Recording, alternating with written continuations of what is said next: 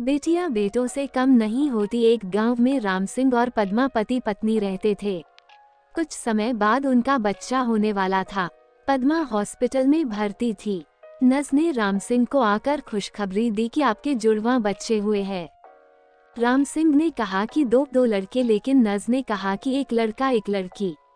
राम सिंह लड़की नहीं चाहता था क्योंकि लड़की की शादी में होने वाले खर्चे से वह डरता था। 2-4 दिन के बाद राम सिंह अपनी पत्नी और बच्चों के साथ अपने घर पर आ गया। वह ज्यादातर लड़के को ही खिलाता था। पद्मा को ये बात पसंद नहीं थी।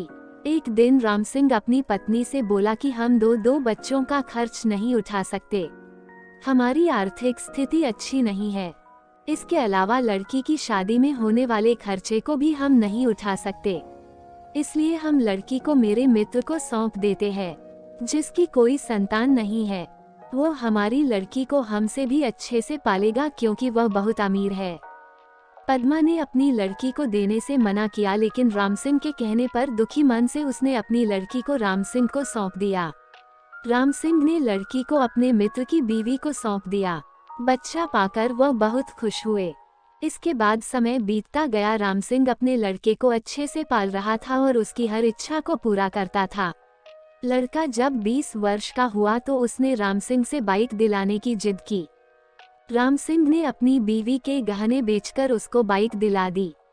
कुछ समय बाद उसने अपने लड़के के लिए खेत बेचकर एक दुकान खुलवा दी, जिससे वो कुछ कमाने लग गया। फिर कुछ समय बाद उसकी शादी भी करा दी। शादी के बाद राम सिंह के लड़के का व्यवहार बदल गया। वो अपने पिता से बोला, आप मेरे ससुराल वालों को ताना मत मारा करो।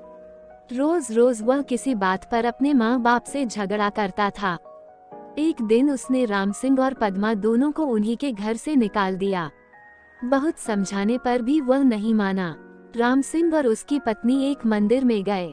वहां पहुंचकर पद्मा ने राम सिंह को कहा कि मंदिर का प्रसाद खा लेते हैं। जब पर प्रसाद ले रहे थे तो वहां पर राम सिंह के मित्र की पत्नी आ गई। उसने राम सिंह को पहचान लिया। उसने अपनी उसी बेटी से राम सिंह को मिलवाते हुए बताया कि यह वही है जिसको आपने 25 वर्ष पहले हमको सौंपा था। आज यह एक डॉक्टर है और वृद्धाश्रम भी चलाती है। राम सिंह और पद्मा अपनी बेटी से मिलकर बहुत खुश हुए और उन्हें अपनी सारी बात अपनी बेटी को बताई। इसके बाद वह बोली कि अब आप दोनों मेरे साथ ही रहेंगे। सीख: इस कहानी से हमें ये सीख मिलती है कि हमें कभी भी लड़के लड़की में भेदभाव नहीं करना चाहिए।